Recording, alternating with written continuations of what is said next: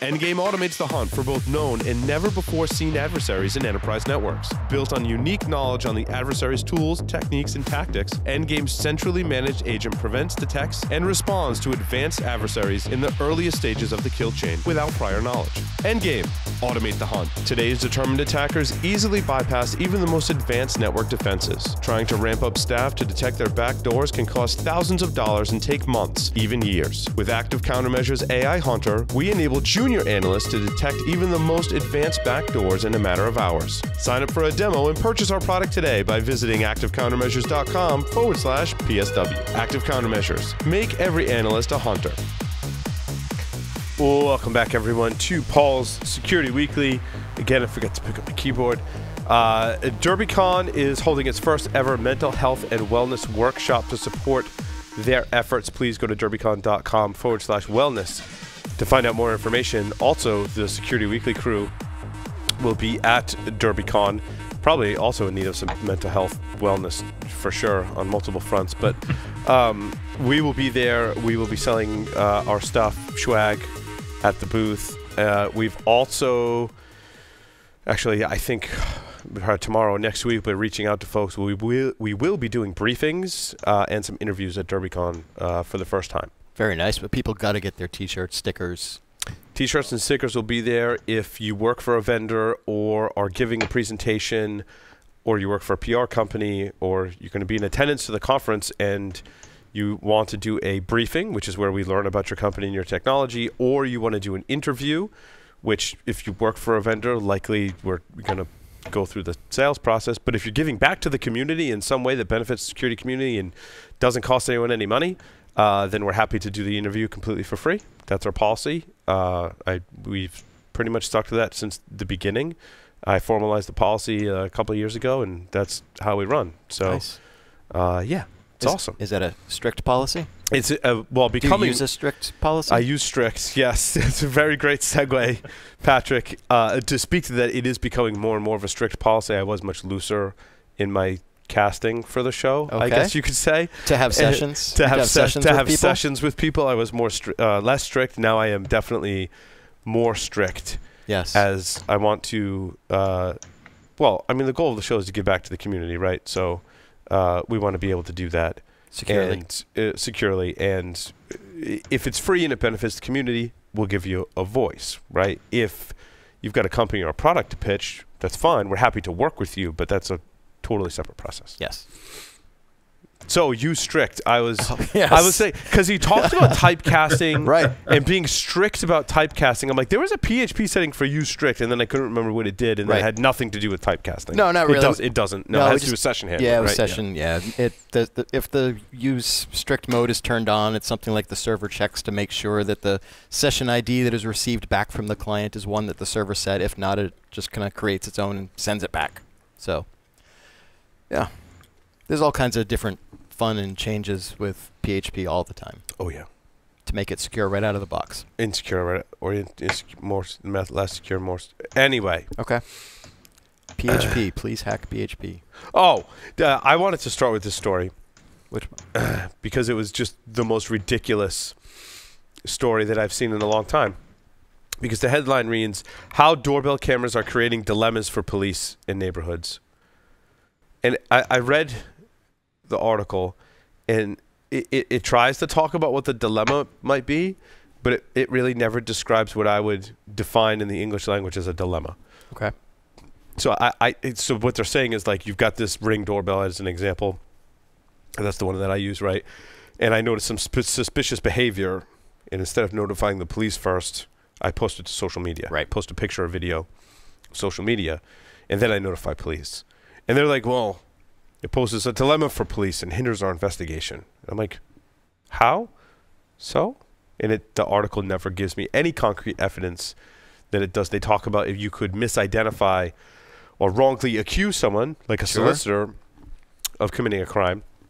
Of course, someone just standing on my front doorstep isn't necessarily a criminal offense. Or do they think that person that you have a photo of stealing your UPS packages is now going to know that you're onto them and they're fleeing? Yeah, that's what I thought, but the article really doesn't go into that. Yep.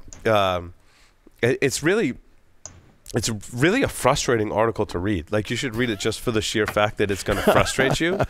There's like quotes in here like, if it's suspicious enough for the camera owner to put out on their own, it's suspicious enough to notify us, said a police officer.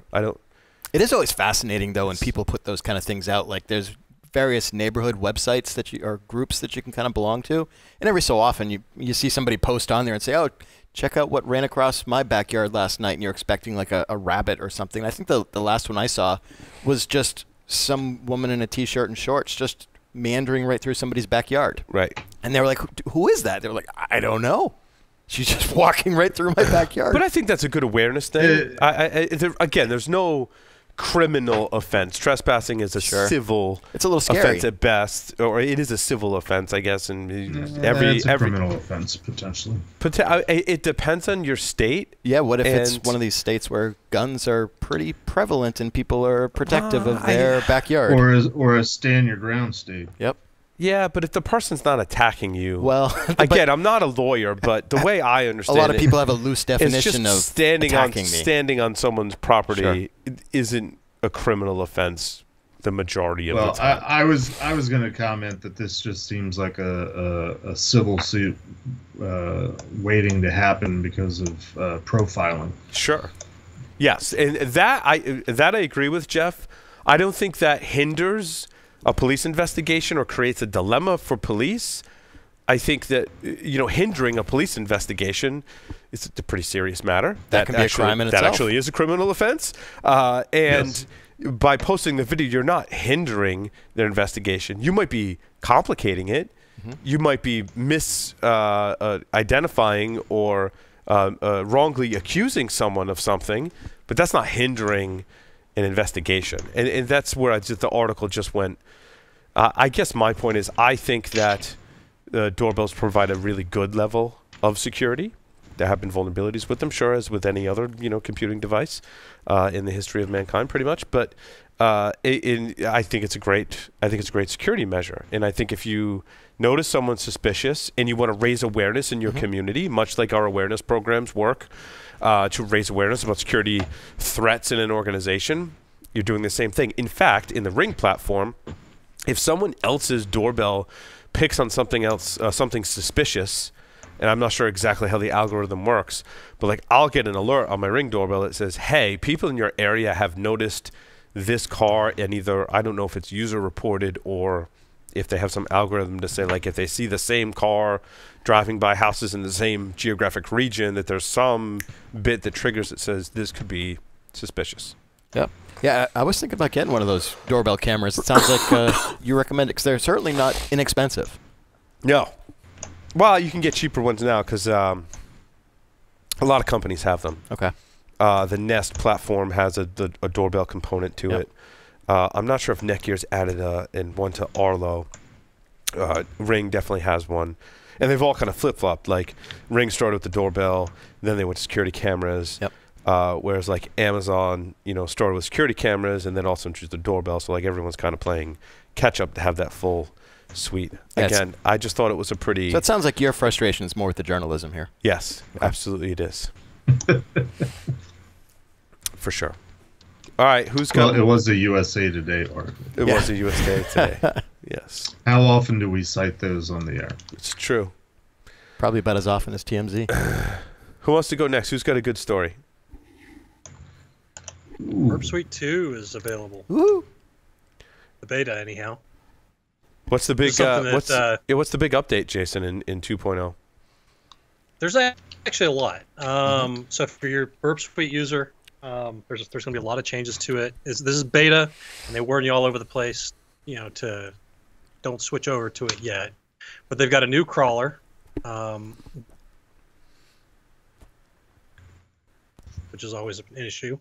And detecting changes in the application state. Jason, that was cool. Hold on, Jason. You broke up there for a second, and so it came across you broke up there for a second. And it came across as they have a new crawler, and that could be a problem. I'm assuming there was something in between there, because having a new crawler sounds like it should solve a problem rather than introduce one. But crawlers can be problematic. But please expand. No, so they've got the new. Sorry about the breakup, but yeah, there's a new crawler that handles sessions better, and session handling is always an issue when you're testing web apps with crawlers and whatnot. So, one thing that I'm excited about is the new REST API that's going to be part of Burp Suite 2. It's very simple right now. It listens on local host. It doesn't. I don't think there's any authentication on it. I actually just downloaded it a little while ago, so I haven't had a chance to tinker with it. But the idea there is you're able to plug in some automation into Burp at that point. New JavaScript analyzer, so we're going to get better results on DOM-based vulnerabilities.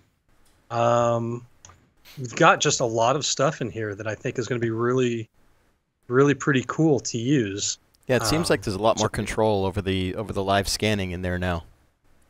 Yeah.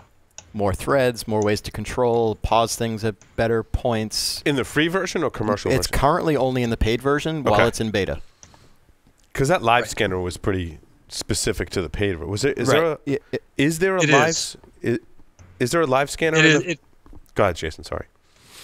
There's no live scanner in the beta in the free version. Free version. Right. Community edition. Yeah, Community Edition, you don't have that functionality at all. In fact, you don't even have the passive scanner.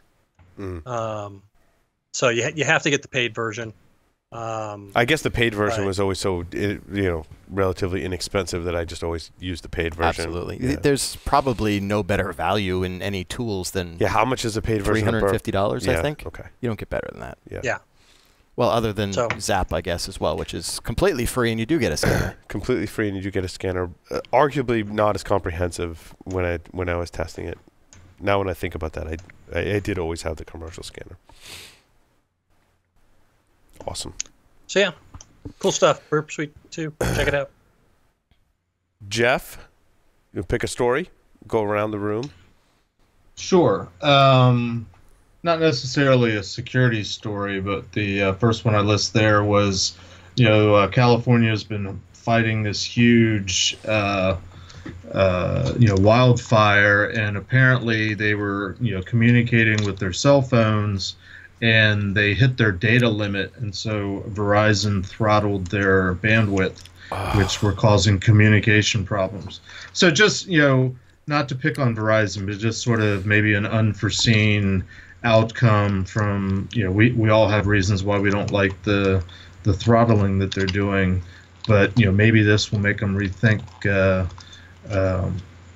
whole data throttling net neutrality thing. Well, I also think too, Jeff, I can relate that to security, because in an incident response scenario, right, in this case it's a fire, which is an incident which is causing the fire department to respond. When we look at responding to a computer security breach, the method of communication during an incident is extremely important. Now, in a security, that method of communication could be compromised, right? So you have to revert to some other method of communication.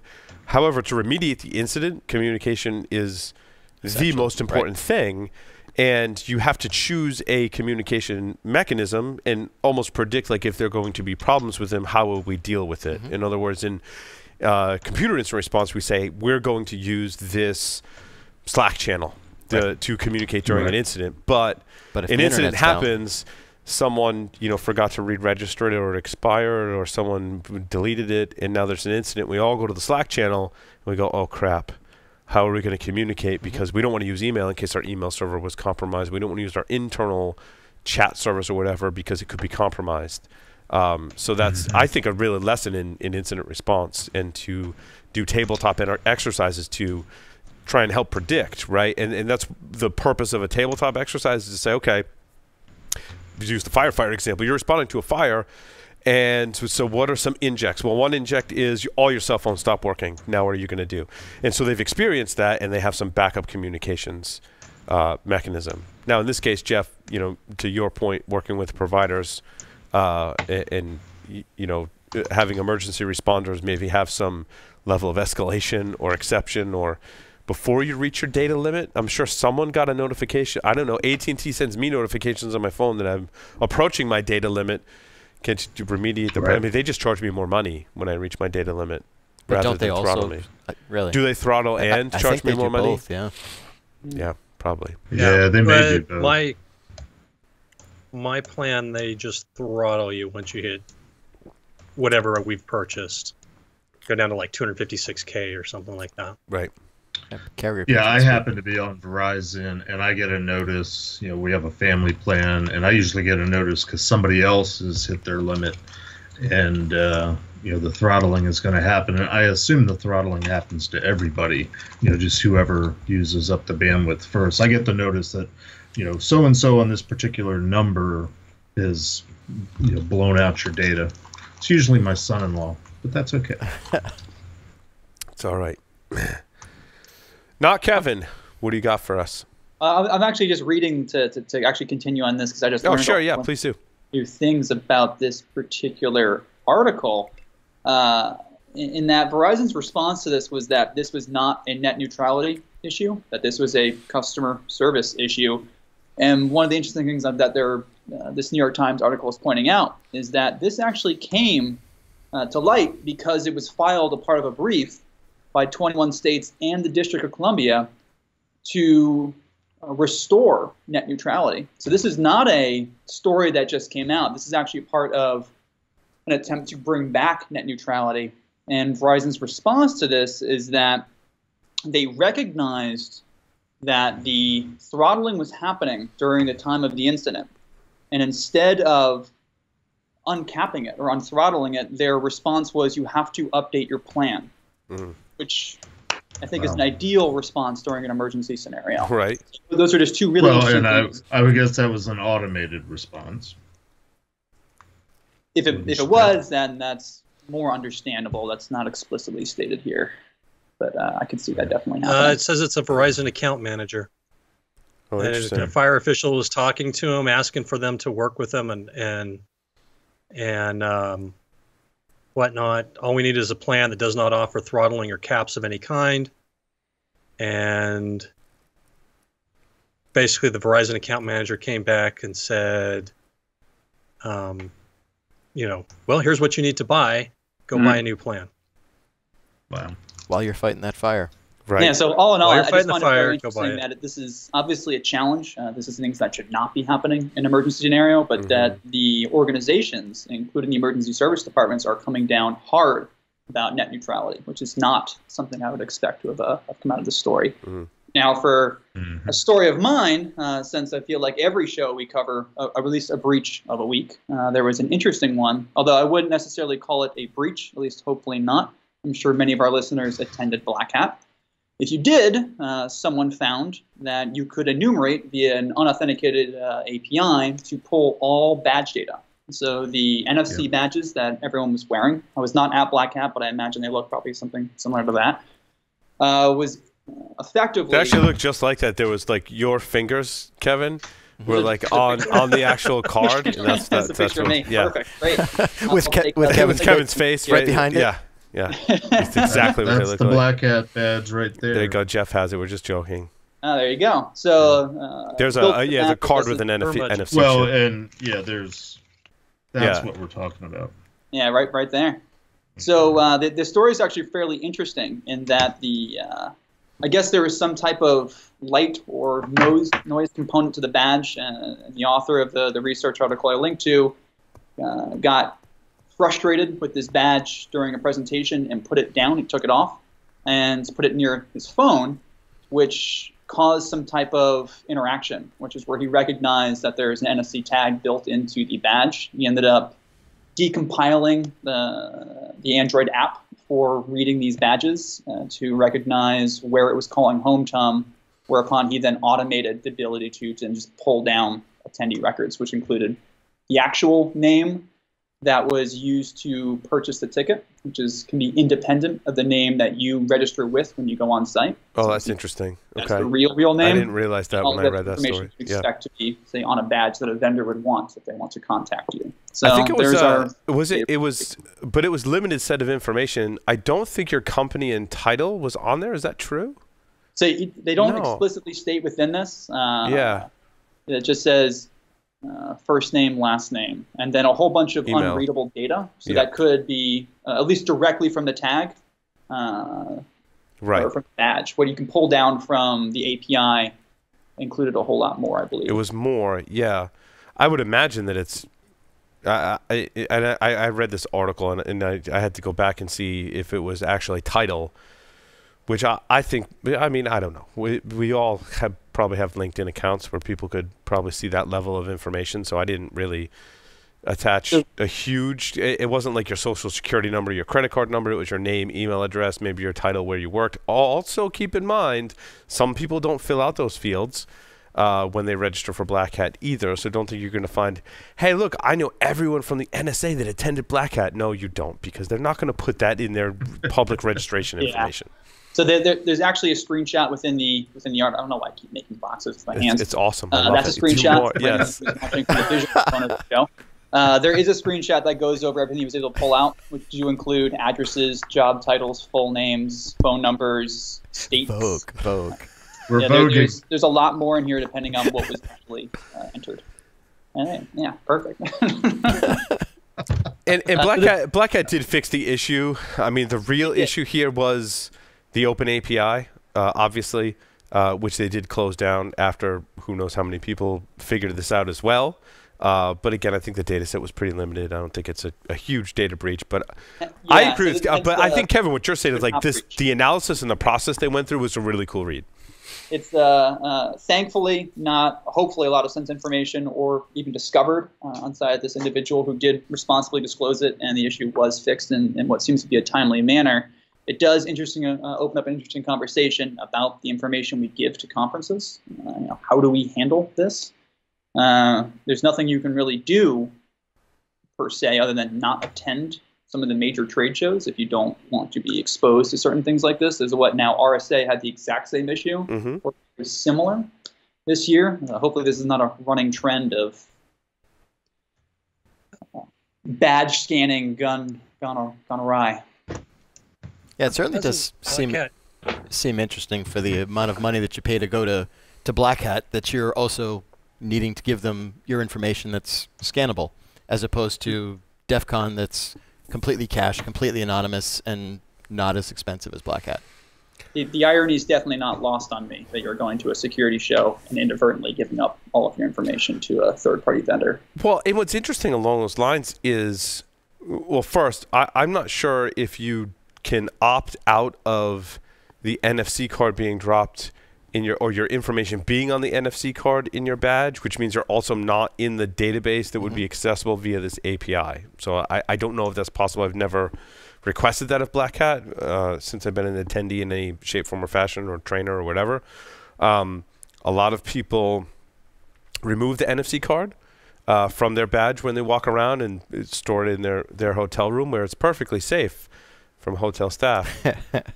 In any case, because they don't go into rooms or anything like that. I guess you'd have to shred that somewhere now to be perfectly secure. Put it in the microwave to burn the NFC chip. Anyways, people have taken it out so that they can't be scanned. In this case, that wouldn't have saved you if your information is in the database that was accessible via the API. Your information is out there anyway. I haven't attended Black Hat. Do they validate the data that you sign up with? Or could I sign up as Paul Asadorian? See, I've never registered as an actual attendee because I've always been a trainer or worked for a vendor or done press credentials. I wonder how many John Does attend I know that Black Hat. Well, I can tell you for press credentials. Yeah, for press credentials, we had to show an ID. Yeah, sure. For press credentials, they absolutely have to verify who you are. But do regular attendees have to show an ID? And you have to, as press, you have to show proof of work. Like you have to show that you have written an article for the organization. Because they're getting in for free, right? You're getting in for free, right? And so they do an extra level of validation. So like Jeff and I, for example, had press credentials to Black Hat. We had to send them examples of videos and business cards with our name on it and show that we work for Security Weekly and are actively producing content in the media. Which I can't blame them. I also slipped them $20 just to be on the safe side. And then when you get there, yes, you have to bow before the Black Hat statue and give them $20. Okay. Yes.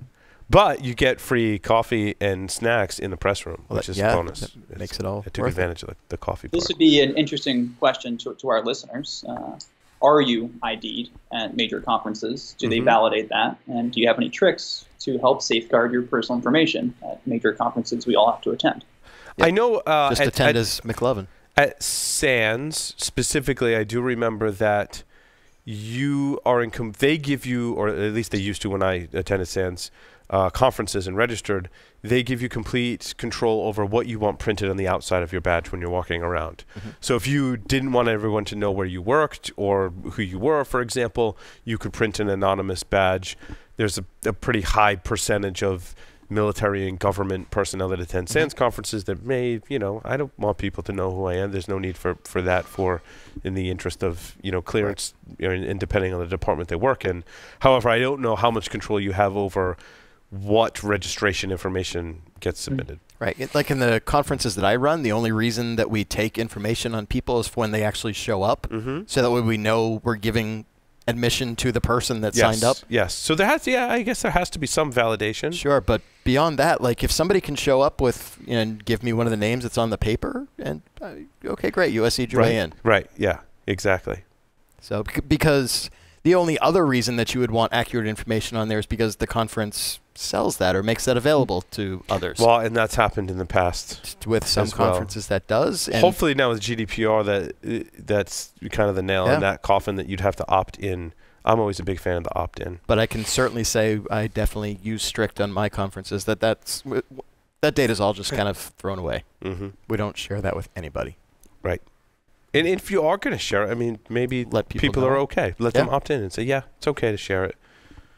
There have been many instances in the past where we've registered for a conference and all of a sudden we start getting all these vendor emails and I'm like, I never opted into, like, why am I? Yeah. I'm presenting or if you're press, they do put you on the PR company. I got a phone call from a company saying, like, are you interested in coming for a job? And I'm like, how did you hear of me? They're like, oh, you attended this conference. It's like, oh, okay. Okay. You're using that for recruiting. Not good.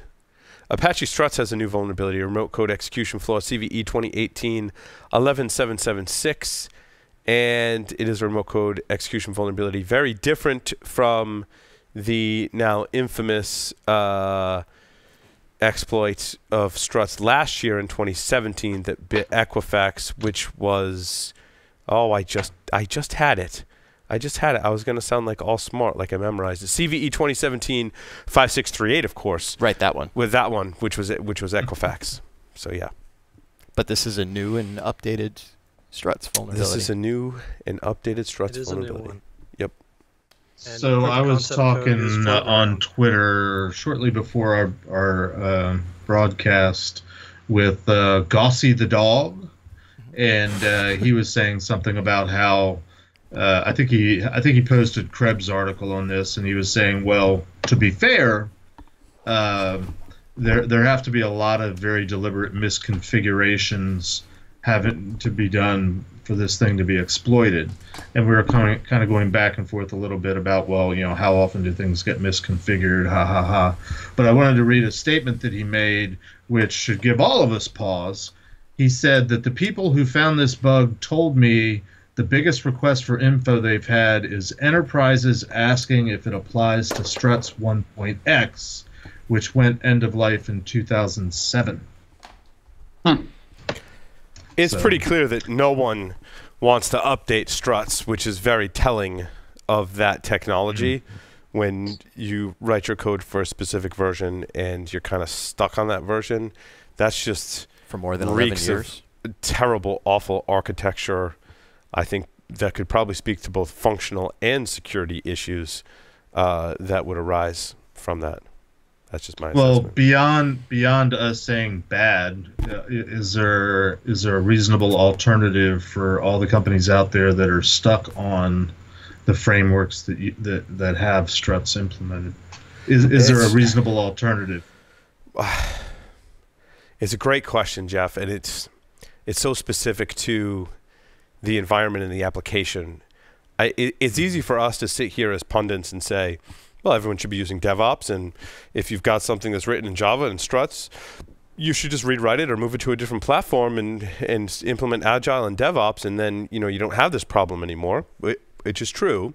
However, at what cost, at what time frame, and when you're at an enterprise, and many of the enterprises that I speak with will say, we are a very large company, therefore we have 50 to 100 different locally, internally written applications.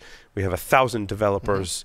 And so, yes, we have some projects in struts, but we can't just make them all convert, like snap my fingers, little pixie dust, and they're all, hey, look, you're all in containers and serverless now in this new technology, which absolutely addresses this issue. I mean, I want to throw that out there. It does. However, moving legacy applications into different or newer technologies is not, I mean, you either have to rewrite your app or adapt it in some way. And often these are business critical applications. And plus, I'm sure it's also somewhat incremental, where you write your application to some kind of framework or to some kind of back end, and then a new version comes out and like, oh, you got these security vulnerabilities, and if we were to upgrade our code to the newest framework, well, it's not going to completely work, but it's only a little bit that wouldn't work. So let's just kind of stay right where we are and everything's fine. And then another one comes out and it just kind of snowballs on top of that. What you're describing is technical debt, Patrick. Absolutely a great definition of technical debt. Yep. Jeff. Well, I'm glad you brought that point up, Paul, because I'm actually experiencing sort of a variation of this with a client I have right now, where they have, well, let's just use this example. Companies are using older architectures. They've got so many application dependencies. It's expensive to replace, lots of development costs, and so on and so forth. So, they've obviously made a business decision to assume the risk of going with what they have. I don't think we as a security community do a good job very often of exploring, okay, obviously, replace it as the fix, but what if you can't do that for whatever legitimate business reasons there are? What do we as security professionals offer in terms of recommendations of how do you make sure this isn't exploited or exploitable in this case? Or how do you detect it? How do you monitor? What else can you do to offer the customers an alternative rather than just kind of getting on your high horse and saying, well, all you have to do is replace it? So I make two recommendations to enterprises in this situation with these types of applications, and my recommendations have, I think, gotten a little more comprehensive as we take more briefings with interesting companies. So the first is I recommend some type of newer technology. Kevin pokes fun at WAF, right? What we have today, and it's horrible that we call it next generation WAF because it's not the same technology. I've spent a lot of time with Signal Sciences, with ThreatX, and similar customers, similar vendors in this space, and what they're doing is really to address the challenges we've had with WAF and why we poke fun at the traditional WAF. So that's usually my first recommendation. The other technologies I think are really what we'd call RASP or IAST, right, or some type of dynamic scan that ties into your source code analysis, or some kind of RASP technology, or RASP or runtime application security that's built into your server. I tend not to lean towards RASP because a lot of times it does require that you recompile and retrofit your application. That's why newer technologies such as Signal Sciences and ThreatX can work in a reverse proxy mode, or just hook the container much easier to deploy and offer you some protections at the application level.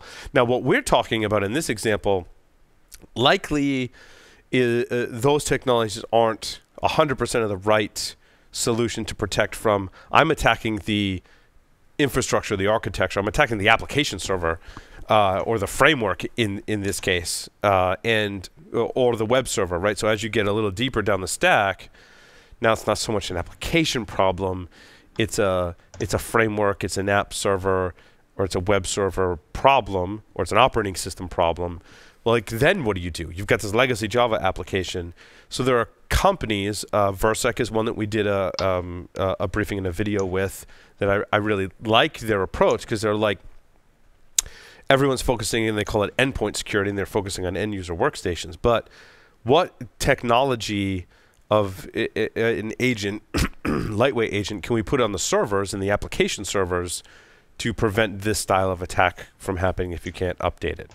And that, I think, is a great recommendation. Now, all of these I still deem as temporary measures as you work through your applications and rewriting them, importing them to better technologies that will be less reliant on some of these things that are looking to basically detect bad. And I'm not saying you don't get rid of those necessarily, but there is much better development architecture in DevOps that I think solves this problem much better and allows you to fix the actual vulnerabilities rather than trying to detect or prevent them as they're coming in.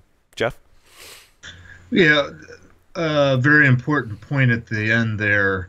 Even if companies decide, oh, we need to upgrade, we need to rip everything out and go through the process of fixing the problem, that very often can take 6, 12, 18 months, depending on the size of the enterprise. So even if they want to do it, they need to know what they can do in the meantime. Yeah. To protect themselves. And oftentimes, companies like Palo Alto, for example, a lot of enterprise clients are like, well, we've got this Palo Alto device. And I'm like, you should use that to protect your app while you're porting it to give you some level of protection. It's not the greatest thing in the world, but it'll stop Something's some base. better than nothing. Something is better than nothing.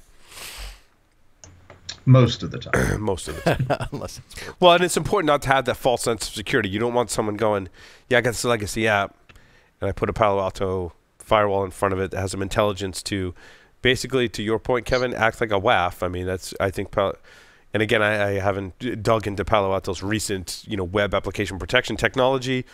When I evaluated it years ago, it was definitely more like a traditional WAF. However, that's better than nothing. But it's not a permanent solution. Recognize it does have limitations, and recognize it's only a temporary, and also recognize that some of the value you may get may not be it's going to stop an attack, but give you some logging and visibility into potential attacks. So integrate that with your SIM and look for that as an indicator of compromise. Well, I think that's a principle of security that is too often missed in the commercial world. We used to do this in the DoD. I think we would all agree we can't plug all the vulnerabilities. We can't eliminate the threat. What's left? Detection. If you know you've got a hole, if you know you've got a problem area, a problem application, figure out what you need to do to monitor it. Figure out what a bad guy is going to do to exploit it. Learn what that behavior or that data trail or that network signature is going to look like, whether it's manual or more often than not, there's a ton of tools out there that you can employ. But figure out what it looks like so you can be looking for it, and you're not going to stop it, but you can at least detect when it's happening and minimize the damage. That's security. Yeah. Can I also tell you about, were you going on to a different thing? I was going to call on someone to pick one of their stories. Now I'm calling on you, Patrick. All right, awesome. So I was going to bring up something that one of our friends released this week.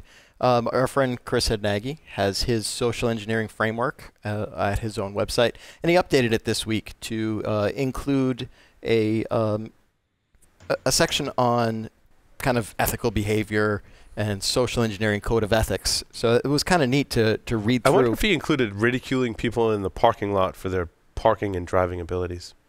I didn't really see that part in there, but ridicule was definitely something that was mentioned. There was definitely someone at Layer 8 conference is what you're calling it now, right? Yes. That he was yelling at, trying to park in the parking lot, doing a very poor job of doing that, and he was definitely yelling at them. Jerk. Telling them to not do it that way. So, yeah, so it's kind of neat to read through just kind of all the additions that he added to his framework here for ethical behavior and social engineering, and a lot of it seems to come straight from the social engineering capture the flag competition, where there's certain things, rules built in that you can't use any kind of threatening or harassing behavior.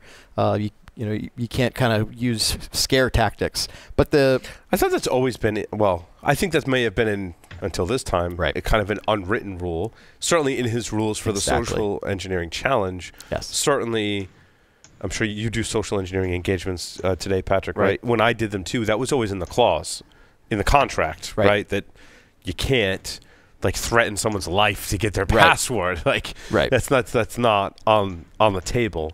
And Chris, I just want to say some kind words to Chris. He's like the godfather of social engineering. Absolutely. And I was very nervous presenting in front of him at the Rhode Island Social Engineering Conference, now called Layer 8. And when I was presenting, I was kind of like making eye contact with him. He was sitting there and kind of somewhere in between approval and disapproval, just to throw me off, because he's Chris and he's a master of social engineering. Right. And I think I had to call on him afterwards, and I'm like, did I do okay? He's like, yes, I gleaned some information from that. And the fact that he got something out of my talk was reassuring, and because he is the true expert in that area. So I was very flattered that he had a positive feedback from my talk. So you thought that was intimidating to be giving a presentation on social engineering with him in the front audience? of the social engineering godfather, Right. Chris Adnagi. So yes. imagine. Of course, he could be totally social engineering me, and he thinks I'm completely full of shit, Just which is making you very feel likely better. the scenario.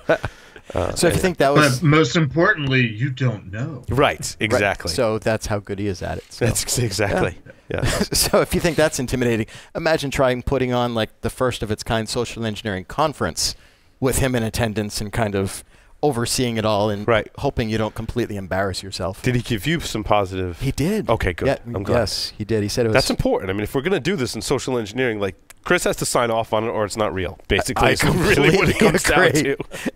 And it was kind of funny when he was like, who's this Patrick guy, Paul? He says he's from Rhode Island. Rhode Island's small. You must know him and all this stuff. I'm like, no, dude, it's cool. Like, you should Right. come. We'll take care of it. It's good. But yeah, I I'm glad it completely worked out. agree. You can't do anything social engineering wise without wanting to have Chris involved in it, which I want to have Chris involved. Well, and also to the every point time I do to the this. point of your story too. You know, I think that there are a lot of ethical concerns with social engineering. There are some people that are just really too nice to do social engineering because they feel like they're, no matter what, even if they're acting in an ethical manner, Right.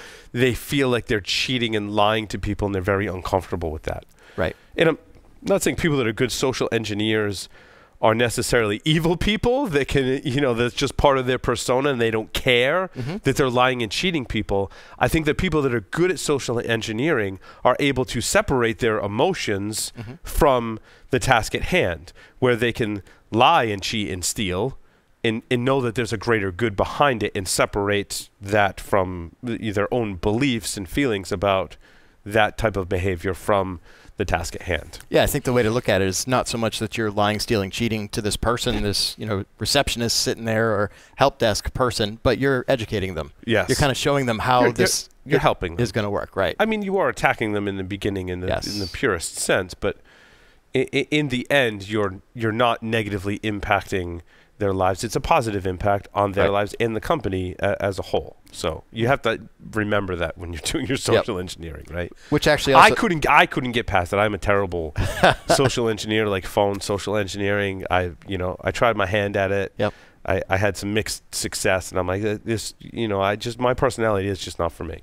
Yeah, I have more fun over the phone than I do in person, just because That's awesome. I feel like over the phone I can kind of get all embarrassed and flushed. I can have whatever face I want, and they have no idea. Whereas in person, they can see that kind of thing. But to what you're talking about, the very last bullet in what Chris has here probably addresses all of that, where it kind of seems to be Chris's motto too, where he says, leave others feeling better for having met you. Yeah. So kind of don't leave with any kind of negative feeling. Make them kind of feel as though they learned something and got better. Yep. Completely agree. Jason. All right. How about this? Do we really need a CSO? Oh, I thought you were going to talk about coffee, but I thought about talking about coffee, but I decided to go after the CSO. I love coffee. I could use. The article's worth looking at just for the patent figures. I think that's yeah. something. So all right. So I'll go ahead and jump to the coffee real quick, because it was funny. Let's talk IBM coffee. IBM has patented coffee delivery by drone, and they've got illustrations in this link. You got to go check it out on what it would look like to have a drone deliver coffee to you. And it was supposed to have like some monitoring on there to say, oh, this guy's getting a little tired and maybe he's running low, maybe she's running low. Let's get them some coffee. Now, is this the finished product that I directly consume, or is this like the beans or the grinds that are delivered to me? They are showing a cup of coffee hanging down from below, below a drone dropping it off to you, or coming up and filling up your cup, which I'm looking at the size of the coffee cup and I'm looking at the drone that is filling up the coffee cup and thinking, yeah, there's no way it's holding that much liquid in it, but it's still kind of cool. Right.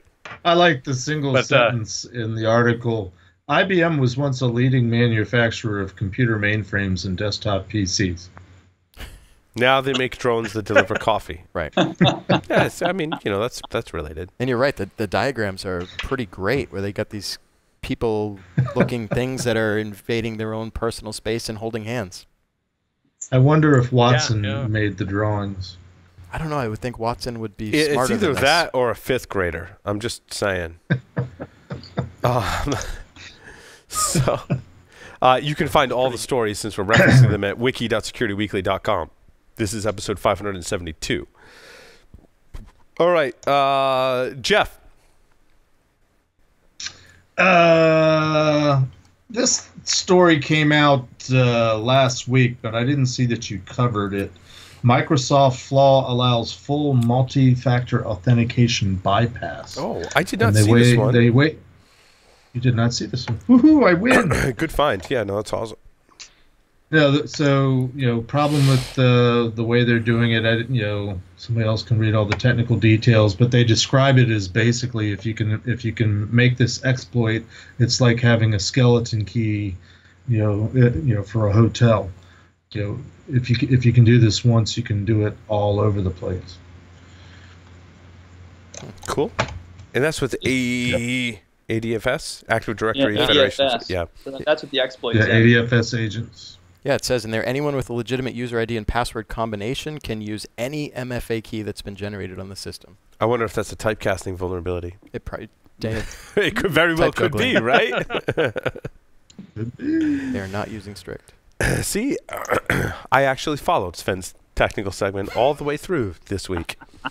I can't say that's 100% true every time Sven comes on the show, but yeah, but that's awesome. None of us can, so it's okay. You're okay. It's good. Let's see, not Kevin. Oh, all of my stories are incredible and definitely worth reading, but I actually want to use one of Jeff's stories, and maybe you can provide some context to why you chose this, but about the smart kids thermometer coughing up digital health information. This is a story, well, more of a research article about 3 devices that are marketed specifically to children to monitor, say, different type of health information, from steps taken to temperature. And as I was going through these stories... Now, Kevin, hold on. I want to state a fact that I learned from my pediatrician back when I had my first child. I learned, even before that, in classes. You learned where babies come from. I learned where babies come from. And I learned that the most accurate way to determine the temperature of a baby, pretty much through toddler, is the rectal thermometer. Yep. Before I had children, I did not know that the accuracy was... There was that much of a skew between a rectal thermometer and the mouth and the ear. Do you understand the difference between an oral thermometer and a rectal thermometer? I do. I mean, sometimes I talk out of my ass, but that does not mean I don't understand the But difference. Jeff, what's the difference, Jeff? The difference is the taste. So, Kevin, back to you. I want to clarify these devices that are in children. If it's going to be an accurate measurement, is it something they wear externally or internally? So these are all external devices. These are all smart devices. Okay, good. Be it a Good. wristband, be it a headband, or Sure. insoles in your shoes. The insoles is actually a very interesting one. There's a common theme between all of these, in that you probably should, if you have them, not use them, particularly the insoles. All of them had authentication bypasses. All of them had the ability to be remotely read as long as you're on the same wireless or Bluetooth network. Most of them did not seem to take any type of security controls when it comes to Bluetooth. While it's using Bluetooth Low Energy for pairing, it doesn't use the verification aspect of Bluetooth Low Energy, so anyone can happily pair with these devices. Now we're talking about children's information being exposed from a medical sense, which is a massive HIPAA violation and incredibly frustrating But the reason I want to hone in on the digital sole warm insoles is that someone was able to raise the temperature of an insole, again, inside your shoe, to a maximum of 113 degrees. Ouch. This whole article is incredibly infuriating to me. So yeah. Now, by remote, Kevin, do you mean if I gain access to their cloud services and hack them, or do I have to be in physical proximity of the physical device? So the digital warm insoles are Bluetooth-enabled shoes that allow users comfort to track their day-to-day. So it doesn't go into specifics on exactly how they were able to issue this. That could have been via their cloud portal and down, or it could be, I imagine, through Bluetooth. But unfortunately, the article, probably for good reason. Is this a feature for parents? Like if your kid's misbehaving, you can just like scorch their feet and then... No, that's terrible. I would never. That's terrible. Never. Terrible. We're going to hear from a whole different set of users. That's right. I'm going to get all kinds of hate mail now, and then email from parents that are like, "Hey, can you help me use that feature? I kind of need that." What also is terrifying about a lot of this is many of them, because they pair with a smartphone, do allow for very granular location tracking. Yeah, that was scary. That was the most scary thing for me, Kevin. Right? Like, me having 3 kids, like the thought of child predators and going after your children, giving them any tool to be able to track children is very scary. That, and it also did not disclose what it was doing if you paired your Facebook account with this, which it sounds like could have been a forced function, part of through. Now, our saving grace on this one is those of you that have small children at home know that they don't like to wear shoes and typically kick off their shoes or never wear shoes. And so therefore I think the risk is diminished, Kevin, because kids hate shoes. I mean, I call my oldest son the caveman, because he will just like walk around in the backyard the entire summer, absolutely no shoes, no socks on, nothing on his feet, and do like construction projects because that's what he's into. Yep. And he's building things with wood and screws and nails and has no shoes on. Watch out for the duck. Nope, no care in the world, worry. And that's why I call him caveman. The he's the like, more what's a and more I caveman? read this article, the more it just kind of blows my mind, and I'd really wish there was more technical details around this, because they make some really interesting claims, including that for the headband. Some type of device that's supposed to help you with weight loss by sending electrical signals to the brain. Yeah, they won't get made fun of at school for that at all. It requires fingerprint access, which I guess is being used through your smartphone, and the article is alluding to the fact that you could then retrieve this fingerprint from the app. So talk about a whole host of personally identifiable information from name, age, location, current movement, and fingerprints. Now, Kevin, because you are an engaging person and have teed us up that all of your stories are interesting, I'd also like you to describe one of your stories as well. So let's go into what I thought was one of the more interesting stories that came out today, which is the DNC false alarm. And so there has been several stories throughout the course of the week about, say, certain vendors detecting potential new influence campaigns against certain government agencies, and that has taken up a large part of this story. And this came out today, which is kind of a sideline, where several organizations published saying the DNC is under attack again by certain nation states. Turns out it was actually an internal penetration test where certain parties were not aware that they were under an engagement, and responded by going to the press saying a certain nation is attacking us, which I found to be... I wonder if it was Heisenberg. So it turned out it was the Michigan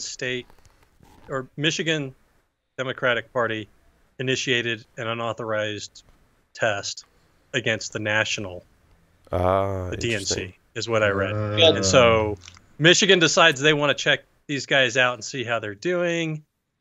And the DNC notices, they freak out.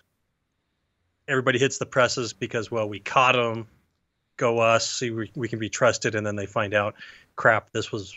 I mean, that's a red red flag for me. I mean, many of us on the panel today have either been pen testers or are pen testers today. And if you don't have permission, it's a crime. And so, did they have permission? The pen test company had permission from the state party. From the state party? But the state party did not tell the national party. Oh, okay. I got you. So the national party heard about it through other channels and sources. I mean, even still in pen testing, though, if there's a relationship like that, you have to let the other party know. Otherwise, they're spending resources they did. dealing with a threat that doesn't exist, which, I mean, so that's not like a criminal thing, right? But it's bad for the organization. I mean, it's when we did pen testing, we made sure, and I'm sure everyone, pen testers today, like, does the same thing. Like, you got to make sure, like, if I'm doing this test, have you notified, hey, let's say, like, your ISP, maybe your cloud provider, like anyone who could notice this attack, have you told them that we're, I mean, there are tests that are stealthy and adversary simulation. That's one thing. But if you're doing a, like, on the books, I want to notify everyone pen test, everyone's going to sign off on it. You know? And if it's going to be even if it's going to be a stealthy test, like in this case, if Michigan and the national committee said, yeah, we want a stealthy pen test and we don't want to know, you still got to know that that stealthy pen test is going on. I mean, in this case, when there's a train of or a hierarchy, there's some due diligence that has to be followed. Now, however, there are such tests that do not notify people, but there are processes in place so that they're not saying to the press, hey, we're hacked, like you're intercepting it, and like, no, we were having a test, like it's totally fine. I just think that there's a better way to conduct this test so that it has a much better outcome than what was achieved here. I agree with all that, Paul. I'm curious as to who owned the address space, the domains that were the targets of the attack. Whether they're it could have been a disclosure issue and a notification issue, or the pen testing company could have really stepped out of bounds. And these things happen. It does. I don't think you or I are trying to throw the pen testing company under the bus. Many years ago, I had a cert advisory issued because I was doing against our pen testing activities, because we were pen testing a DoD site that was on an Air Force base. It was an Army site on an Air Force base, and we got all the permissions and all the notifications for everybody in the Army, and somebody forgot to remember, but our backbone is monitored by the Air Force. Yes. And so stuff happens. No, that happens. Yes. I think over the years we've gotten better at predicting those scenarios, but that stuff still happens, for sure.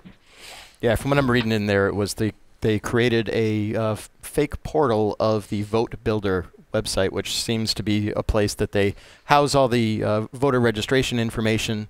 So they created a fake version of it and was doing a phishing simulation, which then got discovered by a third party and reported. I really didn't have many. My stories were not that interesting. You want to talk about whiskey? Well, so I just want to point out that Wired wrote an article about the untold story of NotPetya and called it the most devastating cyber attack in history. I have not read the entire article. It's very lengthy. It does come from Wired. My opinion is that Wired has become more sensational than I would have liked, but I have not read the article. I also wanted to point out that I think for really large, very public attacks, sometimes I think here on the Security Weekly Network, we tend to kind of pass over it because everyone's talking about it, right? We want to talk about the things that a lot of people have missed or we feel is not getting enough attention, and kind of leave the major issues. But what I learned with examples like Stuxnet and other examples, that there's a lot to some of these major there's a lot attacks. of different layers. And I'll give Wired the benefit of the doubt and say, everyone check out the article. And if you liked it or didn't like it, let us know on social media, on Twitter. Let us know. Like, did you think this article was good or not? I'm going to read it over the weekend and report back. In your opinion, was it more devastating than the Morris worm? Well, I think that's a poor comparison, though. I think in monetary value. Or how are they defining devastating? That's a much better question, Jeff. I wholeheartedly embrace that question as to how you measure what devastation is. I think in the days of the Morris worm, I think the internet, or very early days of the internet, those connected systems were nowhere near as important as some of the connected systems today. In other words, we weren't conducting commerce and all things we do over the internet today. So while for the internet at the time that may have been devastating, for society, probably not as devastating as some of the things that have taken place today. I'm interested to read how Wired has portrayed NotPetya in this light. Kevin? I might read the article. I might not. Excuse me, Kevin. A quick thought, and I'll pass the baton to you. But in its day, the Morris worm pretty much brought down the entire internet. Sure. I forget how long it was. So it was devastating to the extent that it was far-reaching. The sensation-grabbing headline.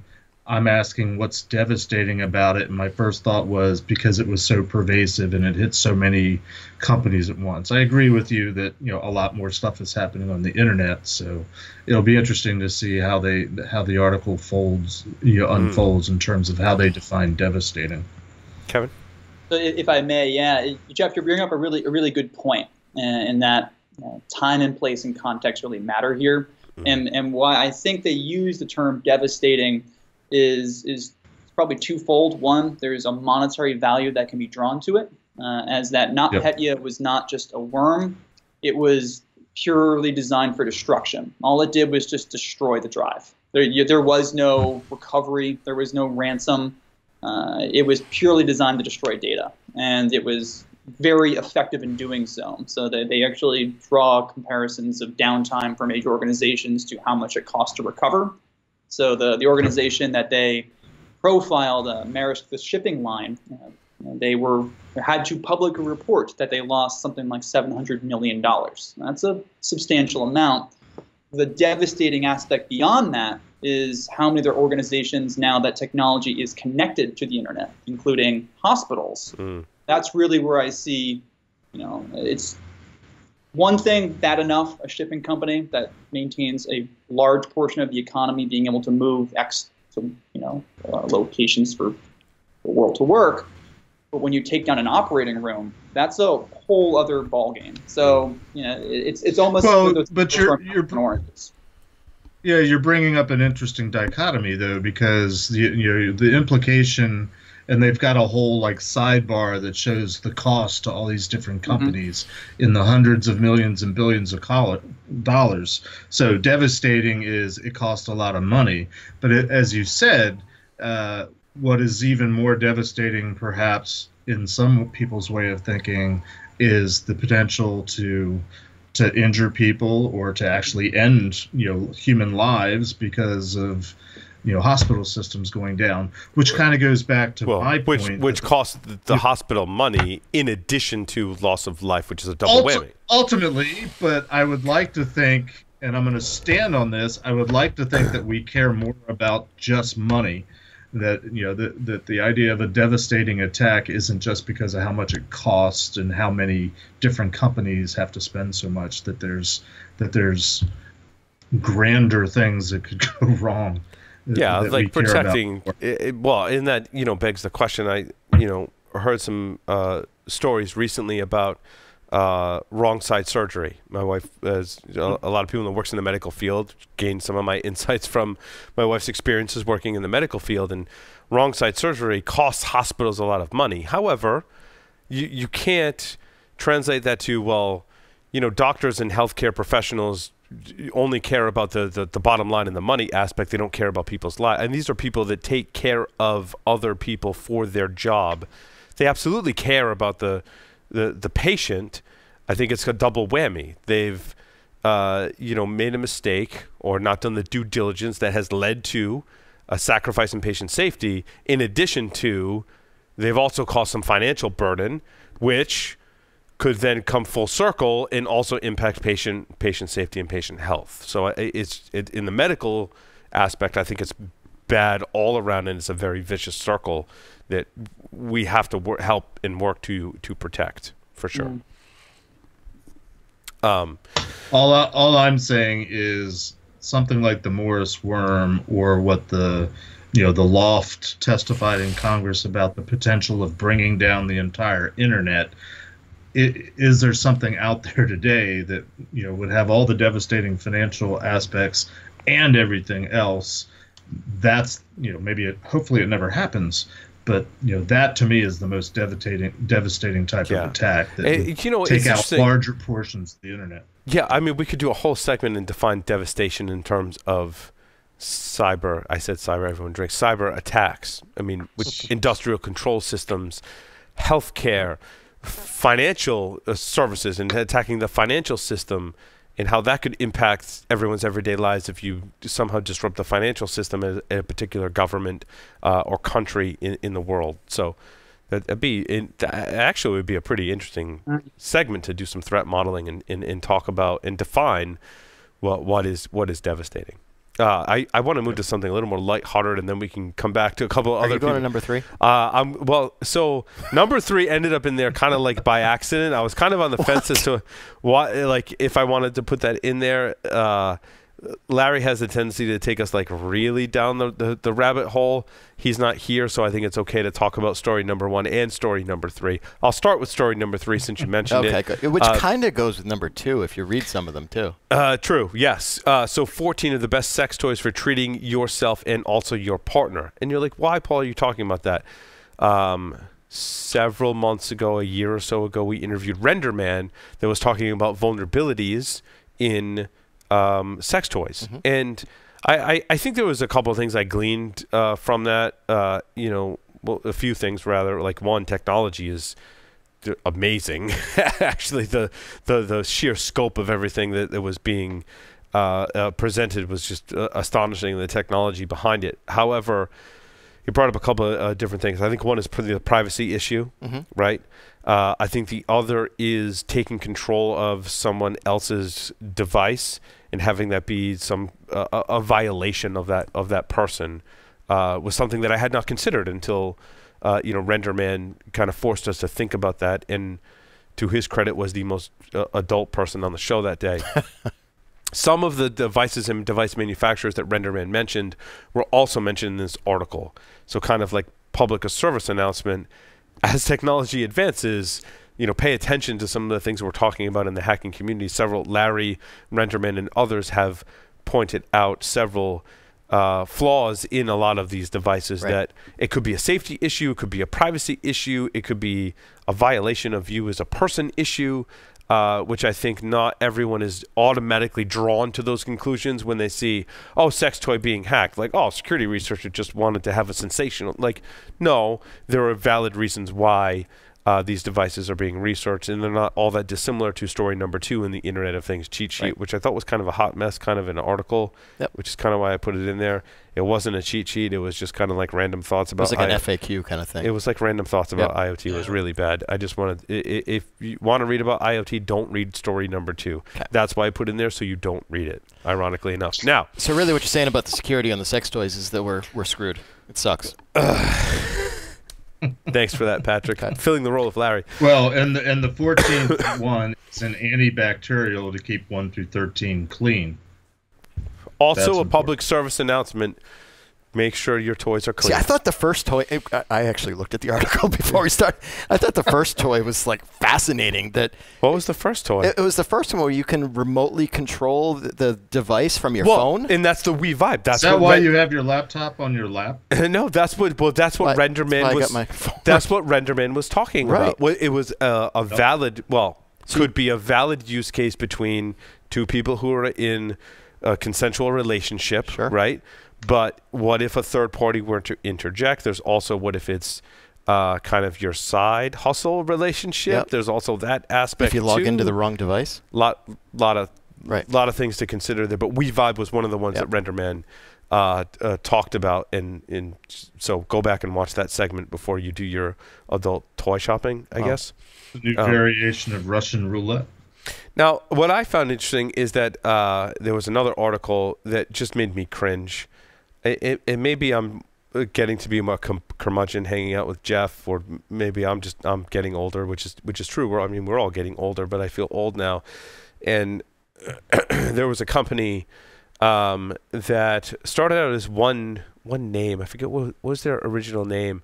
Ava Winery, and then changed their name to Endless West. Basically, they were trying to chemically engineer wine, so you didn't have to go through the fermentation process with grapes. you could just chemically engineer wine. Then they said, I don't know if they determined that was too hard or they couldn't get it right. They said, well, what if we'd chemically engineer whiskey and shortcut the distillation and aging process in whiskey? And I'm just like, I'm all for technology, but just no. I mean, just no. Please. No whiskey alchemy. Please, no. Please, no. Just do it right. Use your corn. Use your potato, whatever you use. There's a process. I don't know. Maybe I get that, I think, from my grandfather who, was very much about homemade things, like make my own pasta, make my own sauce, make my own wine. And when he did, I was like, well, that's really good. That's really good. It's better than anything I can get that's mass produced. Oh, absolutely. But now we're comparing that to artificially generated in a lab, in which I have an issue with. Kind of like the farm-grown salmon. It's good to know that even you have your limits. I have my limits. I have my limits with technology, too. Like, beer, whiskey, wine, spirits. There's a very well-defined process for creating pasta those sauce things. and whiskey. Don't mess with them. If you want to see Drunk Paul, by the way, speaking of that process, if you want to see Drunk Paul, there was an episode of Stogie Geeks a couple of weeks ago where Pedro, who also works in information security, came down to Stogie Geeks and we did tequila tasting and told us all about tequila. I mean, everything you ever wanted to know about tequila, where it's made, how it's distributed, how it's bottled, what the labels mean on the tequila. I mean, the full book, everything you ever wanted to know about tequila, including what happens to Security Weekly host Paul when he has too much tequila, is all revealed in that episode. It turns out I just tell everyone that I love them, which is, I mean, that's a good thing. Did you eat the worm? He talks about the worm Yep. and why there should never be a worm in tequila and how there's watch the segment. If you're curious about the tequila worm, Pedro's pretty great too. yeah, make sure you check out that segment because I asked him exactly that. Because I'm like, there's this whole stigma about the worm. Totally debunked it, dude. Totally debunked it.